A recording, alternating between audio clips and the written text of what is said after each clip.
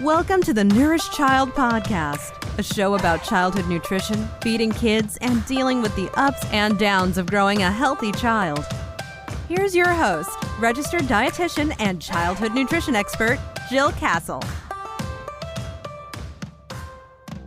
Hey friends, I'm Jill Castle, a pediatric dietitian, mom to 4 kids, and host of this podcast. I started this podcast in 2016 as a way to help families and healthcare professionals learn more about nutrition and feeding kids. My goal has always been to make nourishing your families easier through breaking down science into understandable concepts you can put into practice right away, and shedding light on and improving the emotional well-being of kids through feeding and food. You can always go deeper on my website, thenourishchild.com, where I have resources for children ages birth through teen. I'm always so grateful you're here, and I hope you enjoy the show.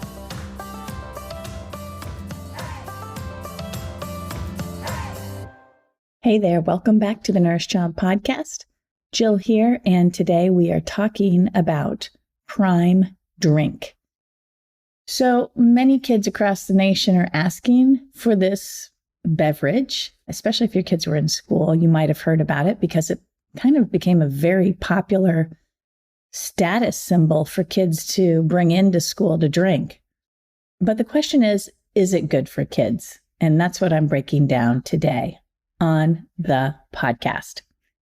So kids, preteens, teens are drinking Prime. It's a sports drink designed to boost hydration and energy levels. And it's become so popular that some children are selling it at school, swapping it, and some schools have even banned it. In fact, countries like Australia and New Zealand have banned Prime Drink due to its questionable ingredients. So it is marketed as a sports hydration drink. And I don't know. I mean, we've got Gatorade out there. We've got Powerade. We've got all kinds of sports drinks and vitamin waters. And there's lots of things out there available. But Prime Drink has sort of taken kids by storm. I've not ever seen anything quite like it, to be honest. But I wanted to break it down to you today so that you could have some sense of what it is and how to manage it if your child comes to you begging you for Prime. So the company Prime makes 3 main products. One is called Prime Hydration, and that's just a flat coconut water-based beverage, and it has additional branch chain amino acids, or BCAAs, and vitamins. The company itself says that this drink should not be used in children under 15. Then they make a product called Prime Energy. And Prime Energy is carbonated, so it's not still water or a flat water.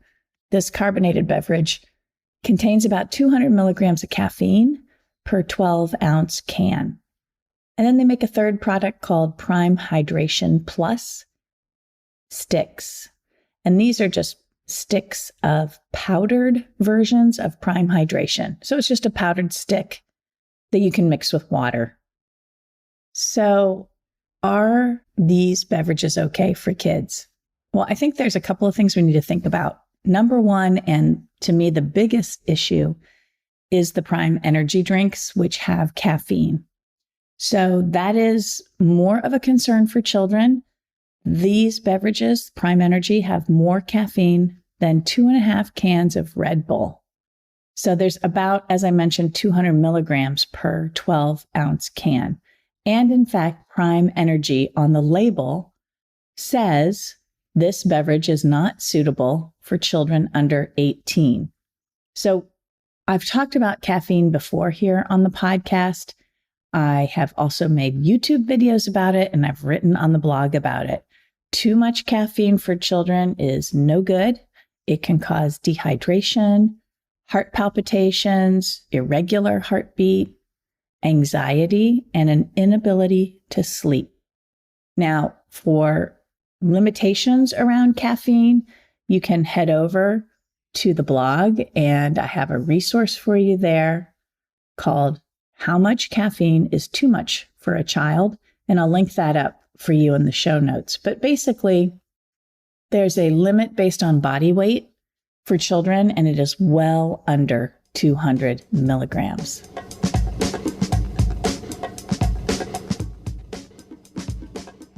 Kids change a lot. Their nutrition needs, eating habits, and food preferences do too. So much so, it can be hard to keep up. The Nourished Child, a website designed for parents who want more nutrition education, helps parents like you get crystal clear on raising good eaters. We've cracked the code on nourishing the whole child, whether you're raising a baby, a teen, or a child with health concerns. Our nutrition school and parent education programs help you get the inside scoop on food and nutrients, positive food parenting, and building self-motivated, autonomous kids who are good eaters. Visit thenourishedchild.com today.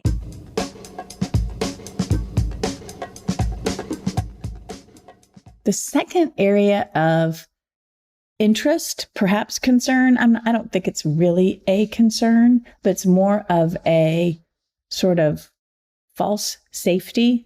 A lot of parents might be thinking that the addition of amino acids in the Prime hydration drink might be beneficial. You might be wondering, what are branched chain amino acids, or BCAAs? They are protein building blocks. And there are about 250 milligrams of BCAAs in each serving of Prime. On the label, you'll read them on the ingredient list, and they will be called out as L-isoleucine, L-leucine, and L-valine. Theoretically, BCAAs are believed to help people build more muscle, but in the average person who eats a diet with enough protein, there's a very limited effect, and this has all been studied.